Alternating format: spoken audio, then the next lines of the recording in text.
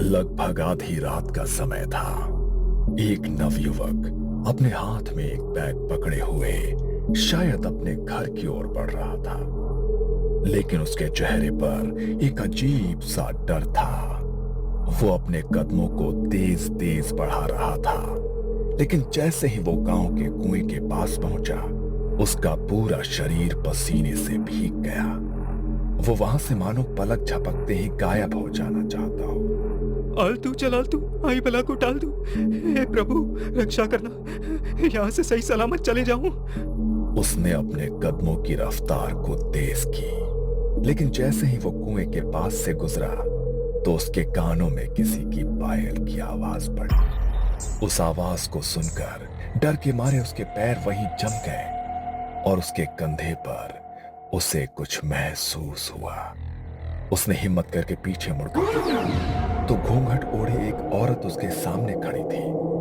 उसे देखते ही डर से उसका चेहरा फीका पड़ गया।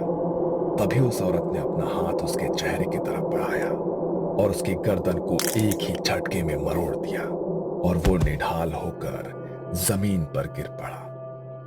अगली सुबह जब लोग वहां से गुजरे तो कुएं के बाहर लोगों का जमावड़ा लग गया। सत्यानाश, पता नहीं ये किस किस को और लेकर जाएगी। पिछले 2 महीने में 5वीं मौत हुई है ये। मना किया था रात को यहाँ से कोई मत जाना।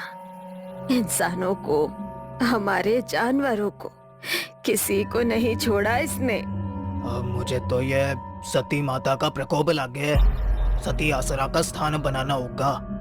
देवी को रोज भोग देवेंगे और कोई भी सूरज ढलने के बाद यहाँ ना आवेगा। देवी को रात के समय जरा सा भी विघ्न पसंद ना है।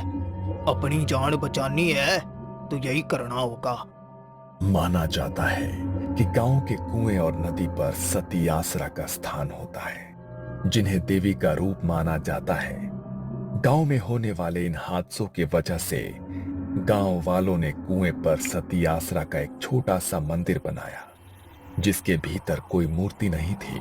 बस गांव के लोग वहां देवी को भोग लगा सके, इसलिए वो मंदिर बनाया गया ताकि देवी का क्रोध शांत हो सके। लेकिन उसके बाद भी गांव में होने वाले वो हादसे नहीं रुके। तभी एक रात काले कपड़े पहने एक लड़की, जिसने अपने चेहरे को काली शॉल से ढका हुआ था, अपने हाथ में एक काले रंग की पोटली लिए हुए सती आसरा के डर से अब रात को कोई भी कुएं के पास नहीं भटकता था।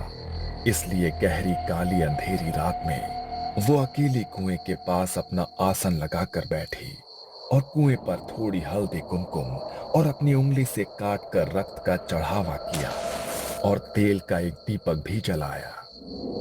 तुम्हारा बदला पूरा हो गया है, तुम अब शांत हो जाओ। गांव वालों को मत मारो, जिनको मारना था उन्हें तुम मार चुकी हो। गांव में हो रहे इन हादसों को 3 महीने बीत चुके थे और आज से 3 महीने पहले एक रात काले कपड़ों में अपना चेहरा ढकी हुई एक स्त्री रात के 2:30 बजे कुएं के पास एक यज्ञ कुंड जलाए बैठी थी। यज्ञ कुंड के पास एक मुर्गा, जिसके हाथ पैर और चोंच को रस्सियों से बांधा गया था। नर कंकाल की खोपड़ी में किसी जानवर का रक्त भरा हुआ था। वो उस रक्त का छिड़काव बार बार यज्ञ कुंड में कर रही थी और बड़ी ही धीमी आवाज में कुछ मंत्रों का उच्चारण भी कर रही थी। तुम्हें जागृत होना पड़ेगा। तुम्हें जागृत किए बिना आज की रात मैं यहाँ से नहीं जाऊंगी। बलि स्वीकार करो। उसने उस बंधे हुए मुर्गे को उठाया और धारदार चाकू से उसकी गर्दन को एक झटके में अलग कर दिया। उसकी आहुति उसने यज्ञ कुंड में चढ़ा दी। तभी वहां एक अजीब सी सिहरन उठी। रात के सन्नाटे में मानो कोई दबी आवाज उसे सुनाई देने लगी।